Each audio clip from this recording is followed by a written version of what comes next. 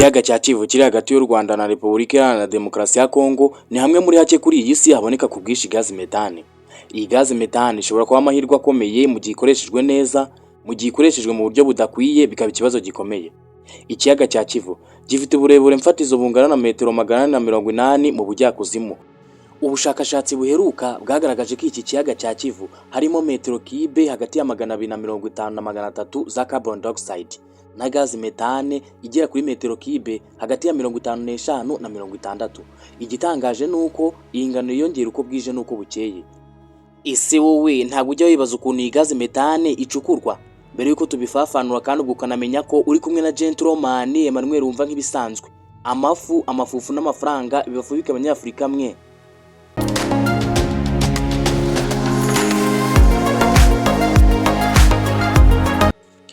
Ubusanzwe ikiyaga cya Kivu kirimo umwuka wa carbon dioxide na gazi metane nyinshi biri mu ndiba hasi y'icyo kiyaga. Iyo carbon dioxide na gazi metane ni imyuka imaze imyaka itaragizwe na basogokuruza bawe, kandi ukuri guhari nuko nawe utazayigezaho. Ni imyaka iri hagati ya 800 n'igihumbi. Ubushakashatsi bwagaragaje ko iyo carbon dioxide iba mu kiyaga cya Kivu ituruka mu birunga, ari byo Nyiragongo na Nyiramuragira, biri mu ntera ntoya uturutse kuri icyo kiyaga.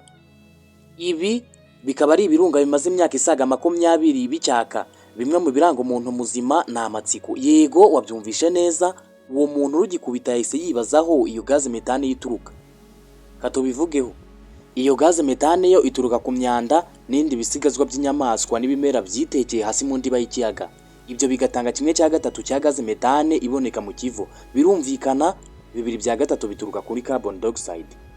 Ubushakashatsi bugaragaza ko ubwinshi bwa gazi metane buba mu Kivu nta handi bwigeze buboneka kuri iyi si y'abazima. Yego nibyo ubyumvishe neza, Kivu niyo yonyine ifite gazi metane nyinshi kuri iyi si y'abazima. Ni ukubera ko iyo myuka yitekeye mu ndiba munsi y'amazi. Kugeza ubu hari kilometero kibe 45 zishobora gucukurwamo gazi metane. Iyo gazi metane iba ifite ubushobozi bwo gutanga amashanyarazi ya megawati 500 mu gihe cy'imyaka 50. Si amashanyarazi gusa, ahubwo yanasimbura ibikomoka kuri peteroli bikoreshwa mu binyabiziga. Niba ureba ukabifatanya no kubona icukurwa ry'amabuye y'agaciro riteza ibibazo birimo n'isuri, kubura ubuzima n'ibindi byinshi. Gusa kuri gazi metane suko bimeze, kubera ko kutayicukura ari ryo kosa rikomeye. Yego byumvishe neza, kudacukura gazi metane nibyo bibi kurusha cyane kureka kutayicukura.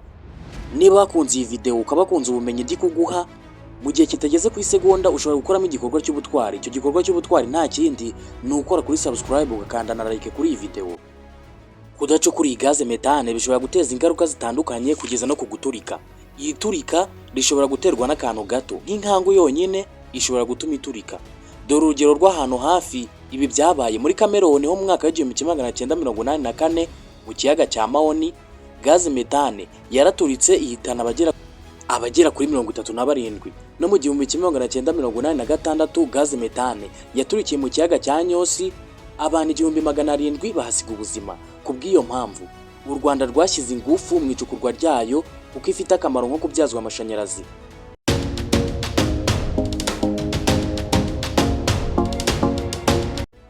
Muri uwo mujyo uruganda rwa Kivu Wate rukoreshwa na Counter Global rusanzwe rucukura gazi metane mu kiyaga cya Kivu. Icyiciro cya mbere gitanga megawati 26. Ubu hari gukorwa icyiciro cya kabiri kizajya gitanga megawati 100. Umunsi wa none gazi metane isigaye icururizwa mu macupa. Iyo bavuze gucukura, abenshi twumva amapiki, utumvisha ipiki yumva za modoka z'abashinwa. Ese gazi metane icukurwa gute? Nta gutinda mureke tubifafanure. Icukurwa rya gazi metane ribera ahantu hazwi nka resource zone hagati ya metero z'ubujyakuzimu 260 na 480. Aha niho gazi nyinshi ibiherereye. Kuba utekereje ko bayivoma hakoreshejwe amajerekani uri hafi y'ukuri, ariko dore ukuri kuzuye. Ukuri kuzuye nuko gazi metane icukurwa hifashishijwe amatiyo manini yoherezwa hasi mu ndiba. Uti hasi mu ndiba kumara iki? Ayo matiyo manini yoherezwa hasi mu ndiba agasunikira hirya amazi asanzwe, nuko hagasigara gaze. Iyo gaze ibikivanze n'amazi.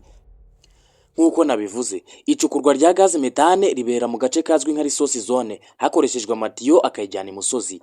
Iyo imaze gukurwamo, amazi asigaye asubizwa mu kiyaga, water reinjection. Aya mazi asubizwa mu kiyaga cya Kivu mu bujyakuzimu butari munsi ya metero 90 kugira ngo atabangamira ubusobe rw'ibinyabuzima biba muri iki kiyaga no mu bindi biyaga. Nuko bigenda. Umunyarwanda ati nta byera ngo de. Nubwo gucukura iyi gaze metane ari byiza, bishobora guteza izindi ngaruka zirimo no guhindura imiterere y'ikiyaga. Ibi bikaba byakongera ibyago byo guturika kw'iyo gaze. Ibi bigatuma icukurwa bigengesereye. Indi ngaruka ni imihindagurikire y'urusobe rw'ibinyabuzima biba mu mazi nk'amafi ndetse n'ibindi. Ibi birumvikana kuko mu ndiba y'amazi ariho haboneka ibitunga ibinyabuzima. Icukurwa rya gaze metane rishobora gutera ibindi bibazo birimo na volatile organic compound, nitrogen oxide na atmospheric ozone bishobora gutera ihumana ry'umwuka.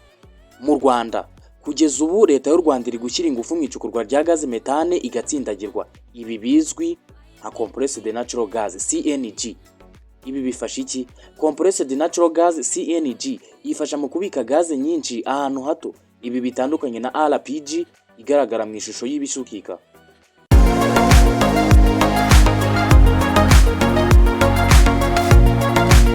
Uku gutsindagira gaze metane compressed natural gas CNG bizafasha ibigo binini, amashuri, amavuriro, amagororero ndetse n'ibindi bigo bihuza abantu benshi. CNG iteganywa kunganira cyangwa se gusimbura LPG izifashishwa hashyirwa ibigerwa ahantu runaka, hanyuma gaze metane ikajya inyuzwa mu matiyo igana mu bikoni.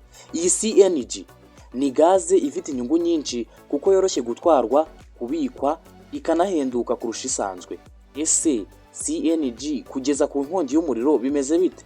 CNG ntabwo iteza inkongi y'umuriro nka LPG isanzwe. Mu guteka hakoreshwa nkeya. Abenshi barabimenye, gusa amahirwe ahari nuko nawe ugiye kubimenya. Iki nicyo gihe ngo nawe uvunika amaguru. Yego ubyumvise neza. Ubu ibintu nibya, nta mpamvu yo kwica gahunda zawe, uhengamisha inkweto zawe cyangwa umara esansi yawe igihe ukeneye serivisi zo guhanga konti kuri Mifotara, kuvugurura password, guhanga email, gukemura ibibazo bijyanye n'ijambo banga rya email yawe wibagiwe, kwa applyinga ndetse n'ibindi bitandukanye ku ikoranabuhanga mu masaha atarenze 24 biba byakemutse. Twandikire kuri WhatsApp 079 112 72 72 cyangwa utwandikire kuri email emmanueltalk@gmail.com tugufashe. Gukora subscribe kuri uyu muyoboro bigutandukanya no kumva iby'abajujura, ibijabire bitagera kujanisha no kujonjora ibijoga. Iyi niboneza nziza, nge ndi gentleman Emmanuel umva nk'ibisanzwe. Amafufu n'amafaranga bibafubike abanyafurika mwe.